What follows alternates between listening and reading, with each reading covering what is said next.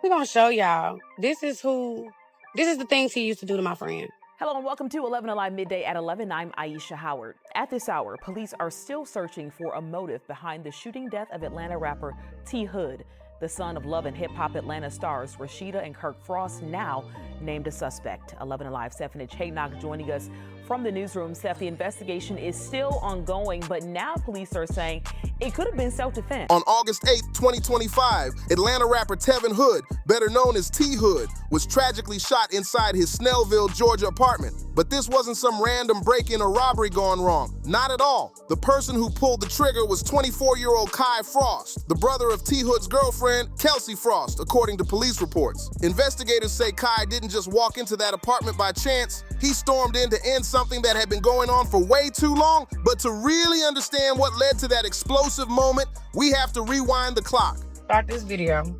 I would like to send out my love and condolences to the people that have been affected.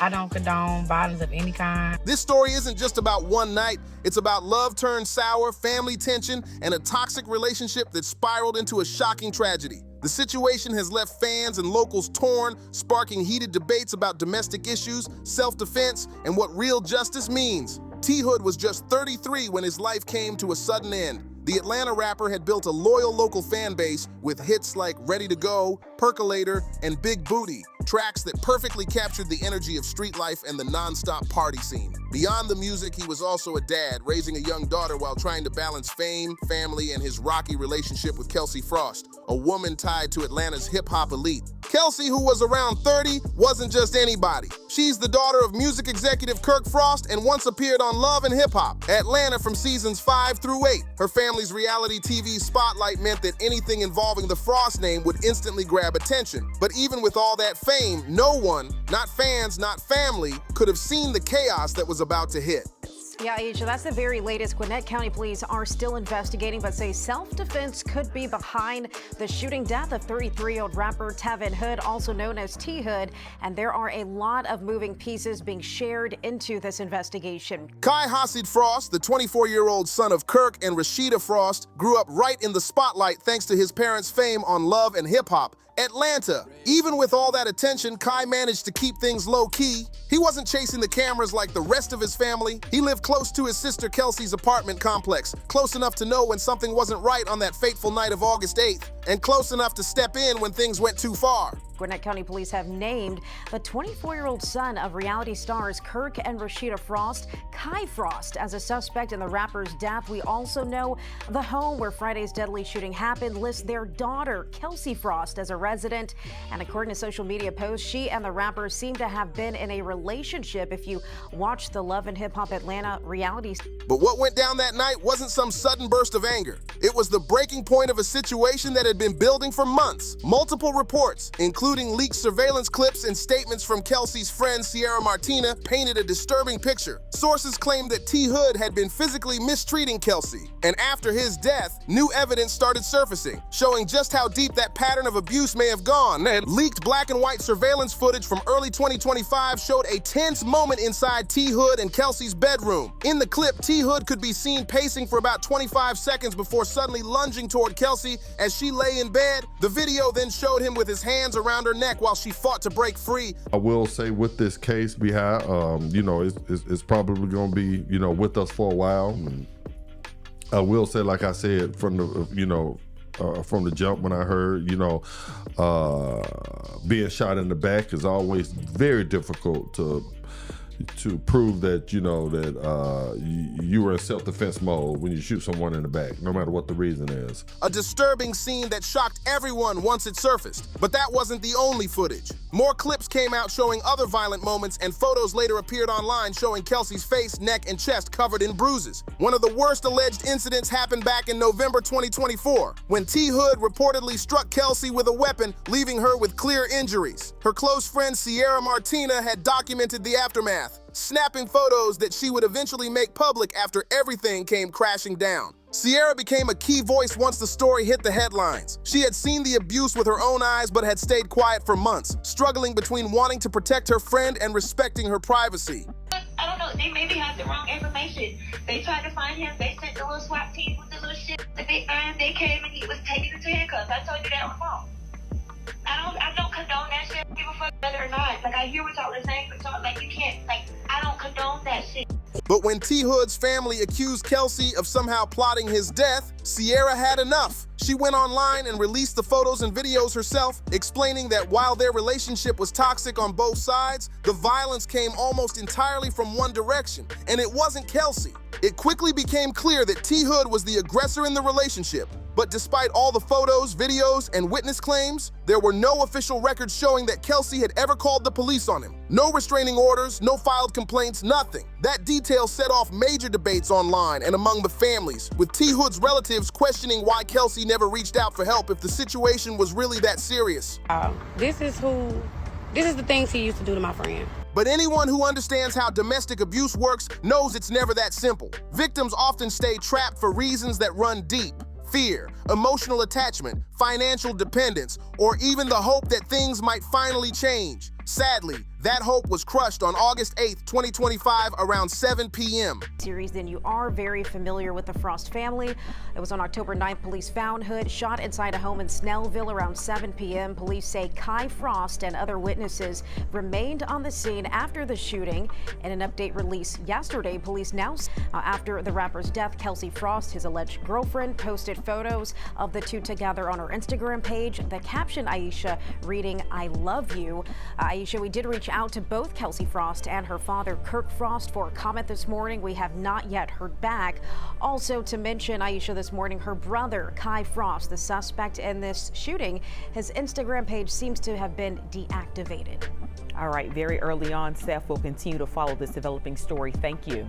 The night everything exploded, police in Gwinnett County got a call about a domestic disturbance at T. Hood's apartment on Lee Road in Snellville. When officers arrived, they walked into a heartbreaking scene. T. Hood was on the floor, suffering from several gunshot wounds, while Kelsey showed fresh injuries that matched the signs of a physical struggle. Right there at the scene stood Kai Frost, who didn't run or hide. He stayed alongside a witness, waiting for the police as the chaos unfolded around them. 25-year-old Ariel Miranda Hutchinson didn't try to flee the scene, neither did Kai Frost. Both stayed put, fully cooperating with police and giving detailed statements about what really happened that night. According to the investigation, things began when T. Hood and Kelsey got into yet another heated argument that quickly turned violent. It's more to the story, so I don't know. Well, I don't understand how they would let him out if you told them that your brother shot Tevin. They wouldn't. They supposed to have him. Okay, so I don't know what's going on, but I'm gonna find out. So yeah, please do. Like, I'm asking the same questions. What I'm saying is, like, okay, when can we get his things, Kay? Witnesses and evidence suggested T. Hood allegedly attacked Kelsey, leaving her with clear injuries during the struggle. Hearing the chaos from his nearby apartment, Kai rushed over to check on his sister. But by the time he got there, everything had spiraled out of control. What started as an argument between two people turned into a deadly standoff when T. Hood allegedly threatened Kai and pulled out a gun. In that split second, things took a tragic turn. Fearing for both his own life and his sister's safety, Kai drew his own weapon and fired. According to the autopsy report released on August 20th, 2025, T. Hood was hit 6 times, with wounds to the upper back, lower back, abdomen, buttocks, right thigh, and left thigh.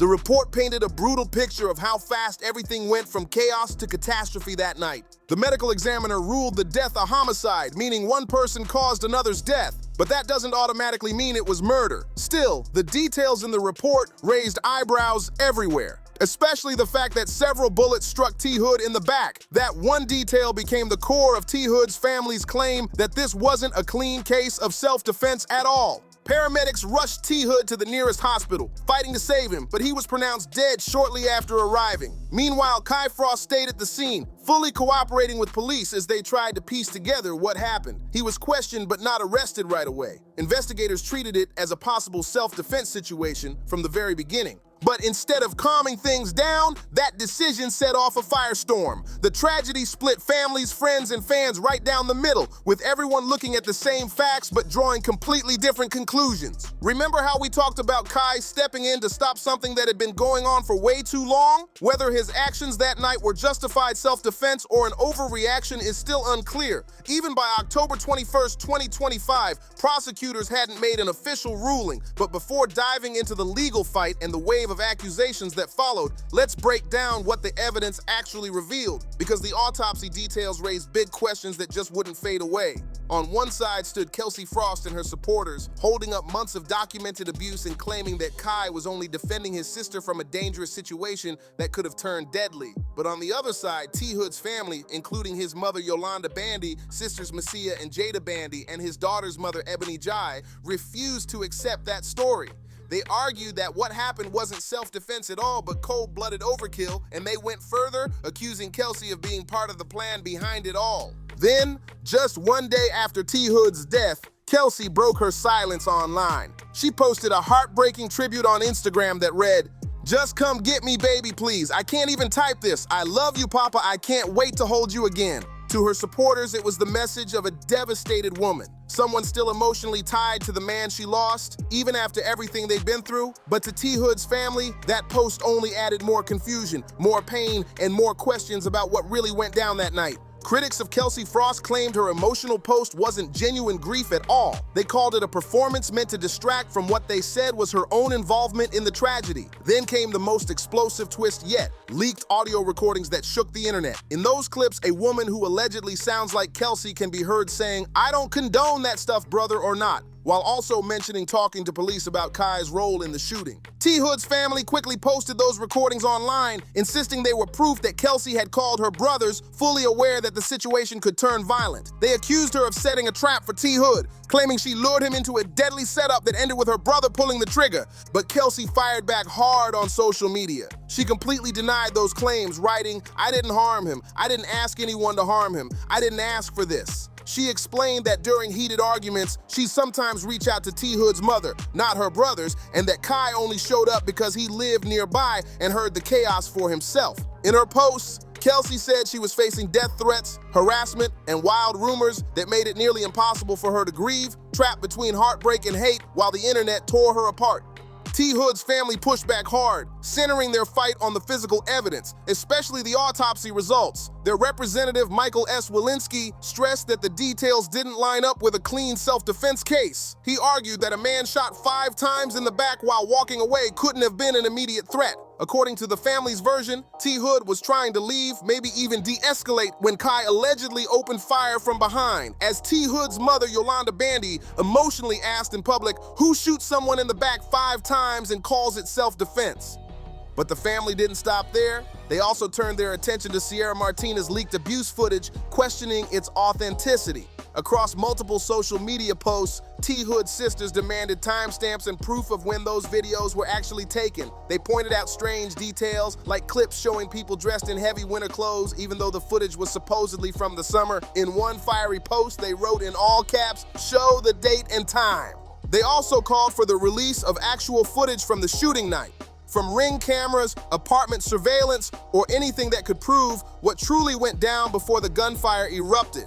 While both sides were going at it online, with fans picking sides and rumors spreading fast, Gwinnett County Police quietly continued their official investigation behind the scenes, sorting through evidence, witness statements, and a sea of social media chaos. Investigators spent weeks digging deep, interviewing witnesses, collecting physical evidence, and reviewing hours of surveillance footage from the apartment complex. They pieced together the timeline minute by minute, examining not only what happened that night, but also the history between T. Hood and Kelsey. The videos, photos, and reports of past violence became crucial context for understanding the deadly chain of events. Then, by mid-September 2025, specifically around September 18th or 19th, Gwinnett County Police dropped a major update that shook everyone following the case. After completing their investigation, they officially announced that Kai Frost would not face charges. Their findings were clear. T. Hood had been the primary aggressor that night. According to their report, he started the confrontation with Kelsey, and when Kai rushed in to protect her, T. Hood allegedly pulled out a gun and made the first move toward deadly force. Under Georgia's self-defense law, OCGA Section 16-3-21, a person has the right to use deadly force if they reasonably believe it's necessary to prevent death or serious injury. Police said that's exactly what happened here. Kai didn't go there looking for trouble. He reacted in fear for his life and his sisters. As one report bluntly put it, he was faster on the draw, but only because T. Hood drew first. There were no charges filed by police, but here's the key detail that many people missed. Police clearing Kai doesn't automatically end the case. In Georgia, just like in most states, the final decision about whether someone faces prosecution rests with the district attorney's office, not the police department. So, after wrapping up their investigation, Gwinnett County Police turned everything over to the district attorney for review. A standard step in any shooting death, especially one that had the entire city talking. As of October 21st, 2025, that review was still ongoing. No new charges had been filed, but the possibility was still open, meaning the DA could look at the same evidence and still decide to take the case in a completely different direction than police did. That lingering uncertainty has been agonizing for both families, keeping emotions raw and tensions high. For T. Hood's family, this waiting period feels like their last bit of hope. Hope that someone will eventually be held responsible for what they call a cold-blooded killing. They've kept T. Hood's name alive by organizing vigils, launching a GoFundMe for his young daughter Shiloh, and continuing to speak out publicly, demanding that Kai Frost face criminal charges and that justice, in their eyes, finally be served. T. Hood's family hasn't stopped at criminal justice. They've also hinted at filing a civil lawsuit, even if prosecutors never bring charges. For them, it's about financial accountability and making sure someone answers for what happened one way or another. Meanwhile, the Frost family is still living under the weight of the district attorney's ongoing review, knowing that prosecution could still be on the table at any moment. They've stayed mostly quiet in public. Kirk and Rashida Frost haven't done full interviews or media tours, but they have issued calm, careful statements standing behind Kai, highlighting his full cooperation with investigators and his willingness to face the truth head on. Then in mid-September, Kai Frost finally broke his silence, kind of. He dropped a short, cryptic post on Instagram that said, "I've been through so much, I need a back rub." The post didn't mention the shooting directly, but it showed the stress and exhaustion he's been living with since that tragic night. To really understand whether Kai's actions fall under true self-defense, it helps to look at similar real-life cases where family members use deadly force trying to protect loved ones from violence. One chillingly similar situation happened on September 5th, 2023 in Pensacola, Florida, when a 23-year-old man fatally shot someone while trying to stop a domestic assault, a case that drew nationwide attention for nearly the same reasons. The man who was killed turned out to be his sister's 26-year-old ex-boyfriend, someone with a violent history of abuse. The setup of this case sounded eerily similar to what happened with T. Hood. Around 9 p.m., the ex-boyfriend reportedly broke into his ex's home and attacked her, striking her several times before she managed to text her family begging for help. Within minutes, her brother and other relatives showed up at the house, and that's when a tense confrontation broke out. According to the Escambia County Sheriff's Office, the ex-boyfriend then pulled out a handgun, cocked it, and aimed it directly at the brother. In that split second of panic, the brother, terrified for both his sister's life and his own, pulled his own gun and fired 2 shots, killing the man right there at the scene. The similarities to T. Hood's case were almost impossible to ignore. Just like before, police described the man who died as having a documented history of abuse toward the woman involved. While the earlier violent incidents weren't publicly detailed, one key point matched exactly: the brother never fled the scene and cooperated fully with investigators. In the end, officials ruled the shooting justified self-defense under Florida's Stand Your Ground law, clearing the brother of any criminal wrongdoing. But here's the major difference that T. Hood's family keeps pointing out. In the Florida case, the ex-boyfriend had broken into the home and was actively committing a home invasion, making the threat clear, direct, and immediate. In contrast, T. Hood's shooting happened inside his own apartment during a heated argument. And according to his family, he was trying to leave when the shots were fired. That one crucial detail, the exact location and the split-second sequence of events, plays a massive role in how self-defense laws are interpreted.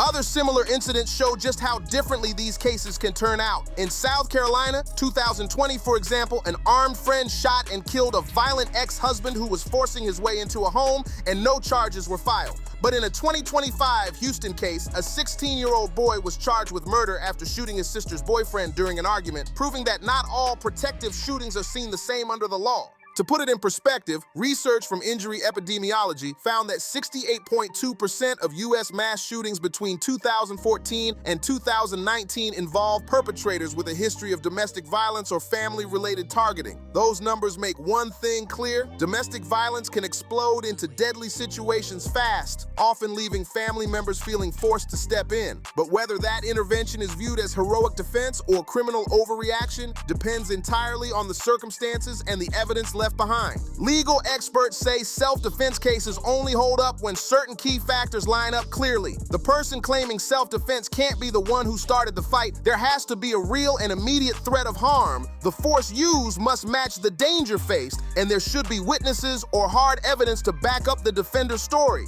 In Kai Frost's situation, he's got a lot working in his favor. Witness support from Ariel Miranda Hutchinson, a documented pattern of abuse by T. Hood toward Kelsey, and an official police finding that T. Hood pulled his gun first. But even with all that, the autopsy results showing multiple shots to the back have fueled critics who insist Kai went too far, firing more times than necessary to stop the threat. And then there's another layer that can't be overlooked: the racial and socioeconomic dynamics at play.